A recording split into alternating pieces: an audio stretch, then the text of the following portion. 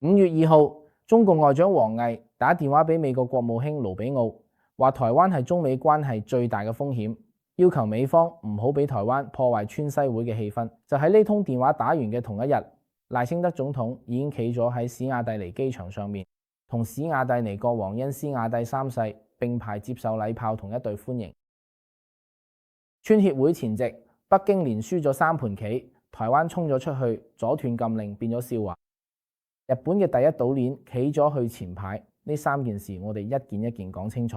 歡迎訂閱方位視角，睇埋隔離嘅訂閱掣，開埋細鈴鐺，等我哋每日為你解讀呢個時代最關鍵嘅新聞。先講賴清德出訪史亞蒂尼呢件事嘅完整經過。賴清德總統原定4月22號到26號出訪史亞蒂尼，出席史亞蒂尼國王恩斯亞蒂三世58歲生日慶典，同時慶祝兩國建交58週年。就喺出發前夕，台灣對外公布塞席爾、毛里求斯同馬達加斯加3個印度洋島國，因為中共強大壓力，包括經濟脅迫，先後撤銷咗賴清德專機嘅飛越許可，結果被逼要推遲。呢招其實喺北京嘅外交戰上用得好熟練嘅一招。史亞蒂尼係台灣嘅非洲唯一嘅邦交國，北京每年喺非洲投放大量資源，就係為咗壓縮台灣嘅外交空間。台灣要出訪，佢哋就先斷你飛越，令你飛唔出去，逼你取消喺國際上製造台灣外交孤立嘅既成事實。呢個策略以前用過好多次，有時候真係得，但係今次就冇得逞。台灣嘅國安同外交團隊重新安排嘅。5月2號，賴清德就搭咗史亞蒂尼國王親自派咗接咗嘅專機，直飛去史亞蒂尼。消息係賴清德安全落地之後，先至公布呢個保密策略，令到北京喺第2次阻截嘅機會。落地之後嘅場面就係完整嘅國事訪問規格。史亞蒂尼總理同外交部長嘅機場前親自迎接，仲有恩斯亞蒂三世國王一齊檢閱一隊鳴放禮炮，傳統舞蹈歡迎。賴清德喺致辭入邊講咗一句好值得記低嘅說話：中華民國台灣係主權國家，係世界嘅台灣，2300萬台灣人有權利走向世界，任何國家都冇權利，亦都唔應該阻止台灣為世界作出貢獻。北京知道消息之後嘅反應，用台灣陸委會嘅話嚟講就係潑婦罵街。中共外交部發言人原話就係賴清德喺全世界面前上演咗一場可笑嘅把戲，話佢係被偷偷帶嚟台灣。國台辦就用咗偷倉摸狗、外穿等等市井流民式嘅語言。台灣陸委會嘅回應就4個字，之後再加多一句：中華民國總統要去任何地方，根本唔需要中共國嘅同意。但北京真正輸喺邊度？唔淨止係口水戰輸咗。原本如果北京低調唔出聲，3個國家撤銷飛越許可，只係一個外交程序問題，本來都唔會有太多人留意。但北京將件事搞到咁大陣仗，將台灣出行嘅困難變成一單國際新聞，結果賴清德最後成功落地，反而令成件事登上咗路透社、法新社、美聯社、彭博社、韓國朝鮮日報、日本日經亞洲、華盛頓郵報、新加坡海峽時報，全球主流媒體都報道台灣總統喺北京阻撓之下成功出訪。資深媒體人石板明夫講得好啱，北京今次出手太重，想用壓力令台灣出唔到國。點知成個過程反而俾人放大檢視，唔單止冇封鎖到台灣，仲引嚟更多質疑同埋反感。佢話呢次係一場失算，仲有一件事同時發生，證明北京今次喺非洲嘅棋局多方面出招，但係多方面都失算。中共阻止台灣參加咗贊比亞舉辦咗全球數位人權大會，結果搞到主辦方直接宣布取消會議。國際特色組織等133個機構聯合發表聲明，抗議北京為咗打壓台灣一個代表團，反而令133個國際組織將矛頭指向自己。史亞蒂尼係台灣付出代價去維繫咗最後一個非洲邦交國，北京為咗想史亞蒂尼改變立場，特登令佢成為非洲唯一被排除咗對中免關稅市場之外嘅國家。但係史亞蒂尼都冇動搖，國王話台灣歡迎你返屋企，呢4個字係成個故事入邊最有分量嘅一句。你覺得北京今次壓制賴清德出訪，最終結果係得定係失多嘅？反而放大咗台灣喺國際上嘅能見度，令更多人關注台灣外交嘅處境。2，得展示咗北京有能力令世國配合施壓，令台灣付出嘅代價同時間。3，短期失，長期得。雖然今次搞砸咗，但持續壓縮台灣空間嘅策略唔會停。留言話：我知你嘅判斷，依家講第二盤棋，中共嘅阻斷禁令。先講清楚背景，美國財政部4月24號宣布制裁恒立石化大連、連化有限公司以及山東壽光老清石化、山東金城石化、河北新海化工、山東盛興化工4間茶壺煉油廠。所謂茶壺廠就係中國獨立細型煉油廠嘅行業代稱，因為規模細、數量多、靈活性高而得名。呢5間企業呢，其實係伊朗石油喺中國最重要嘅買家群體。美國財政部點名話，恒利石化係伊朗最大嘅原油同石油產品客戶之一。自從2023年開始，買咗數十億美元嘅伊朗石油，當中包括由伊朗革命衛隊旗下企業負責監管嘅石油運輸，為伊朗軍方帶嚟咗數億美元收入。制裁嘅後果就係呢5間企業被列入特別指定國民清單，資產會被凍結，交易都會被禁止。任何同佢哋做生意嘅第三方都會面臨2級制裁風險。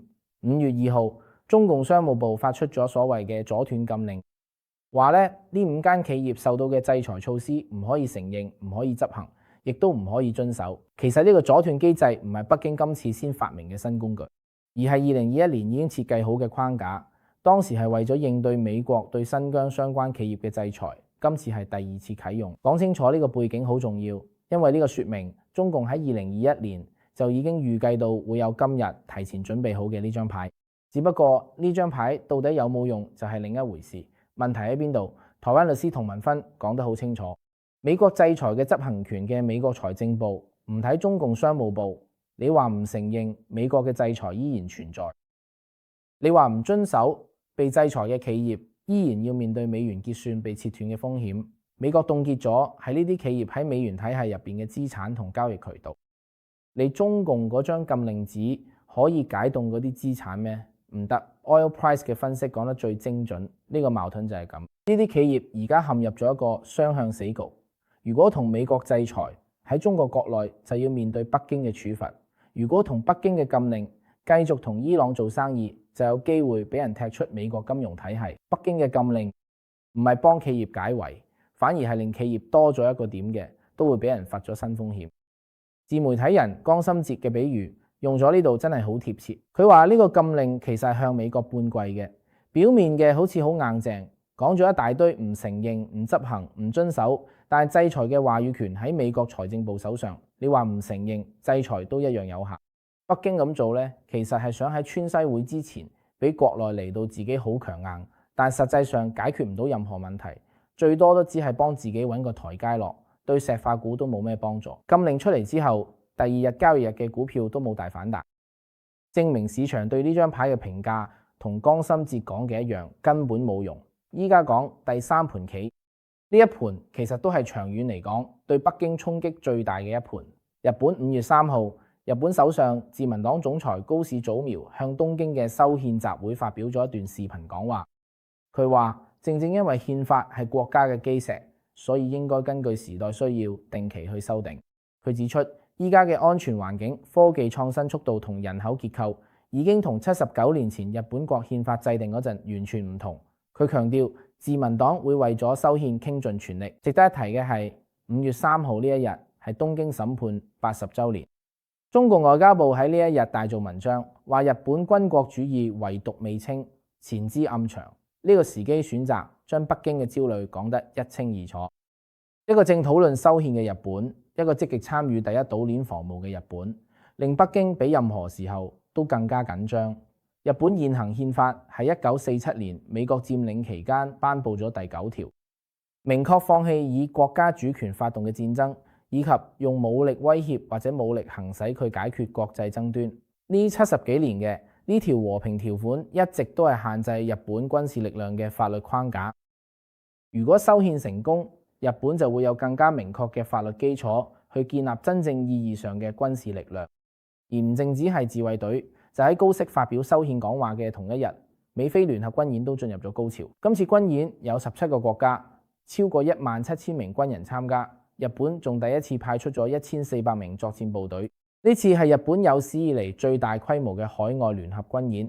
最值得留意嘅係5月3號呢個科目，美軍同菲律賓軍隊喺巴丹群島外海進行咗一個叫做北方海上打擊嘅實彈演練。巴丹群島喺邊度？就喺台灣海峽南端入口，係距離台灣最近嘅菲律賓島嶼群。最近嘅地方淨係得190公里。今次演練嘅重點就係美軍特種部隊首次整合無人載具同有人戰機一齊，展現高度數碼化嘅協同打擊能力。台灣政治大學國際關係研究中心資深研究員宋國成嘅分析，將日本喺呢個局面入邊嘅角色講得非常到位。佢話日本已經建立咗一個成熟嘅對中戰略框架，美日關係進入黃金時代，日本開始喺印太地區承擔更多防衛責任，喺多國聯合嘅安全格局入邊企喺嘅第一線。4月17號，日本海上自衛隊護衛艦雷號穿越台灣海峽去菲律賓參加呢場軍演。日本軍艦穿越台灣海峽，幾年前根本佢都唔敢衝，依家已經變成例行公事。呢個轉變唔係一夜之間發生，而係安倍晉三任內打好基礎，岸田政府加速推進，高市早苗政府繼續深化咗長期戰略轉型。宋國成話：呢個標誌住日本由一個依賴美國保護嘅經濟體，正式轉型做一個主動定義區域安全、積極輸出武裝影響力嘅政治大國。呢個對台海局勢、南海爭端同中日關係都會產生深遠影響。你覺得日本積極推動修憲、深入參與第一島鏈防務，對台海局勢最大嘅意義係咩？一、對台灣嚟講係重大利好。第一，島鏈嘅聯防能力大幅提升，令北京武力統一嘅代價更加高。二、對北京嚟講係重大警示，日本由被動防守轉為主動參與，令中共嘅戰略空間收窄。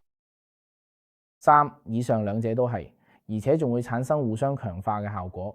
你嘅判斷係邊一個？留言話我知啦。川習會前夕，習近平想展示強勢，結果攞到嘅係3個反效果。賴清德出訪北京，搞咗3個月封鎖，最後反而令呢件事登上全球主流媒體頭條。阻斷禁令講咗一大堆，唔承認、唔執行、唔遵守，但制裁嘅話語權喺美國財政部手上。禁令解決唔到企業面對嘅現實困境。日本喺台灣附近打實彈，第一島鏈由紙上談兵嘅戰略佈局，變緊成一個有血有肉、可以協同作戰嘅聯防體系。北京越用力，阻力就越大。習近平每次想展示強勢，結果只係換咗更多國際反彈同埋更緊密嘅圍堵。呢個唔係一次偶然嘅失誤，而係一個喺國際上越嚟越孤立嘅政權，試圖用強硬姿態去掩飾自己困境時必然會出現嘅規律。我係方偉，呢度係方偉視角。如果今日呢集對你有幫助，記住轉發俾更多朋友。我哋下集再見。